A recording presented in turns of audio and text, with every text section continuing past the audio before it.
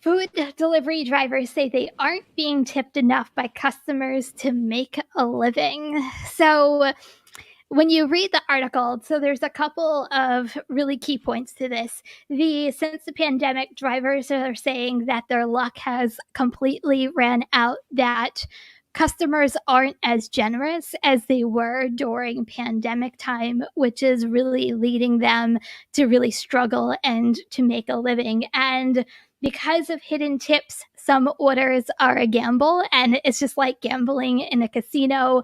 And it's like, what are you going to get when you actually take an order? And then many of them are focusing on high-end restaurants to get those really bigger tips. So it kind of got me thinking when I read this, are we relying on tips, and what are we as drivers really doing to kind of compensate from pandemic time to like current time right now? Yeah, so I think that this is kind of the ongoing battle, right? The customers think that the company should compensate us more, and the drivers are the ones who get caught in the middle, right? The companies continue to lower the base pay, and the drivers are just the ones who end up making less. Customers are charged, probably slightly more, drivers earn less, and the companies still can't turn a profit. So it's that vicious cycle. But the comparing the pandemic times with tips to where we are now is definitely a night and day difference. Or at least that is my experience. And I know for me personally, I do find myself waiting in a place that has higher end restaurants because I know that there's going to be more tips, right? So I think that, yeah, I think that it's probably a little harder, but there's still plenty of opportunity out there if you're willing to adjust your strategy and if you're willing to multi-app and be out when it's actually busy, or alternatively when you may have less competition from other drivers. What are your thoughts, Kim? Yeah, no, I actually agree with you on that. I think that from like a human being personal standpoint, I think we were kind of all in the pandemic together. And I think when people ordered through Uber Eats, DoorDash, Grubhub, any one of these, unless unless a customer was not a nice person, they tipped their driver generously because they truly appreciated someone coming out when the world was at home. Fast forward, everything is out in the open. People are back to work. People are going to restaurants. Times are changing. And I Yeah. think that we have to adapt, unfortunately. It's not always going to stay the same. But that's kind of life in itself. Like you always in life have to keep adapting to life. It's the same thing with gig work. But not only, but these apps are forever changing too. Like they don't always stay the same. They're always updating. So it's really adapting to what's going on. So yes, I think tips are getting smaller because Y- Sorry, go ahead. okay. Um, but that's kind of my thought on it. But to your point, like I went from in 2020 from going from 2 apps, I'm now up to 12 apps because I kept trying to find what worked for me in my own area to compensate for the times that are changing in my own area. And it was really finding that Mhm. combination to still make my daily goals. Yeah, absolutely. So I see that we have a, USDA certified cherry picker in the house. Sergio, what's going on, brother? And so I think that the thing that kind of pisses me off is I hear frequently that, oh, well, they don't tip in England, right? They don't tip in Australia, and they do well. Tipping is an insult in other countries, right? Well, that's great, and I'm happy that they're paid a living wage in some of these other countries. But guess what? We're not.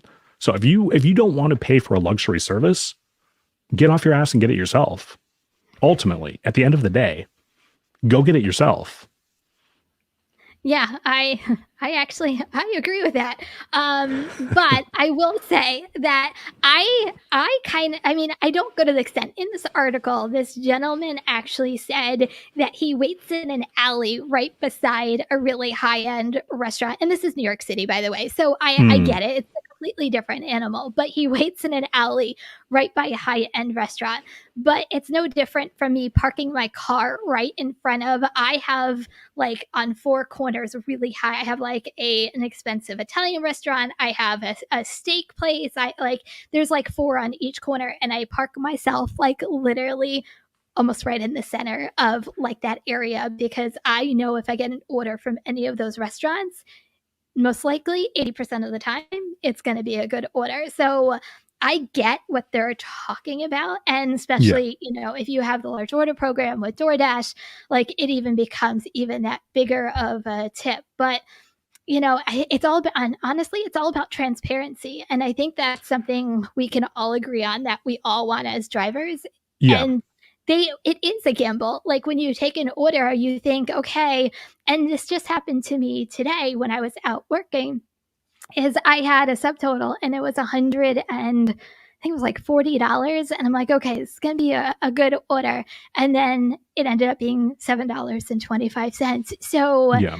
it was a gamble, me taking it. I took the risk, but it is just a form of gambling. But I took it based off of the face value of the actual order. Yeah, so I kind of see this a little different than you do. And actually, really quick, before I get into that, can we put a rideshare Road Warrior Rick's comment up here, the most recent one from him?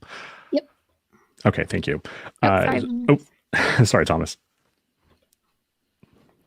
Tipping may be smaller now, but remember, we're still in an inflationary economy, and there is so much truth to that too, right? I think that everybody is kind of feeling the economic squeeze. So people may be tipping less because their bills are going up. Everything's crazy expensive at the grocery stores. And they're like, well, I just don't have the extra money. But still, at the end of the day, if you can't afford to tip for a luxury service, use those Escalades and go get it yourself. So I think that's the difference. I agree though. with.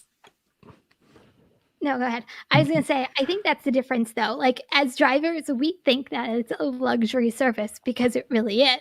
But when you're a customer, they don't have that mindset that it's a luxury service. They just think someone's coming to get my food and bringing it to me. Mm, And that's what they're going to do. Like, I don't think a lot of customers treat it or think of it as a luxury service, where from a driver's perspective, we're like, if you're going to make us go and use our own car and our gas, and the gas, I don't know about you, but my gas prices are rising all over again yep. this past week. I don't know, it's because of the holiday, but hey, you need to make sure that it's worth our time to get you your food and bring it to your house. So the way I explain it to customers is they're paying for three different things.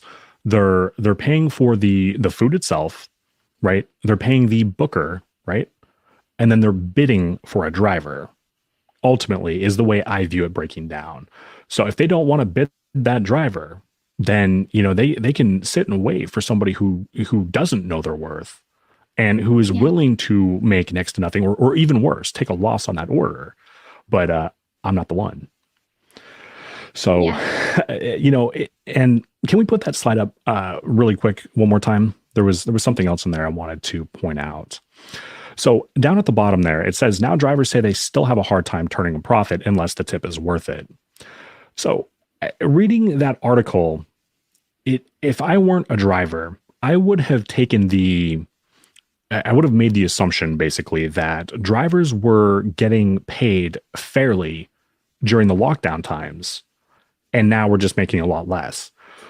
So I feel like there's kind of some misinformation, probably unintentionally or, anyway. And, a customer reading this article would have assumed or could have safely assumed, basically that we were making a hell of a lot more than we were back during the lockdown times in base pay. And that's just not the truth. Yeah, no, I completely agree with it. It's definitely, I don't think a lot of our customers, and I think this is where the divide comes, realize really what all of these apps actually pay us pre-tip. Like, I think they're under the assumption that it's just like a normal job. Like, I think some customers think in their head, well, they're getting paid to bring me my food anyway, so why do I have to tip? And that's like such a huge Mhm. conception that no, we're an independent contractor. We use our own vehicle. Everything is, on our own. It's just the base pay from these companies is literally peanuts compared to we rely on tips, and that's how a lot of us make a living. And I don't think a lot of customers understand that. Yeah, for sure. And this isn't the first tipped job that I've ever worked. I was a dealer in a casino for years.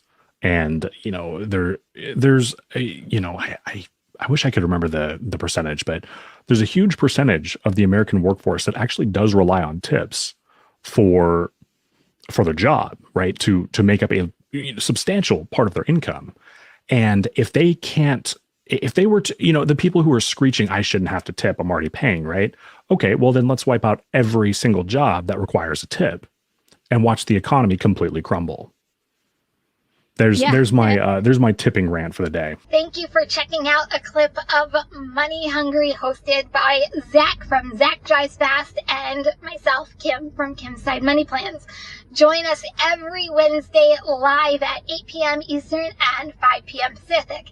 If you are new to the RideShare Guy, don't forget to subscribe to this channel and make sure that bell is turned on so you know when the latest videos come out. If you're looking for the whole live, go check out this one right here.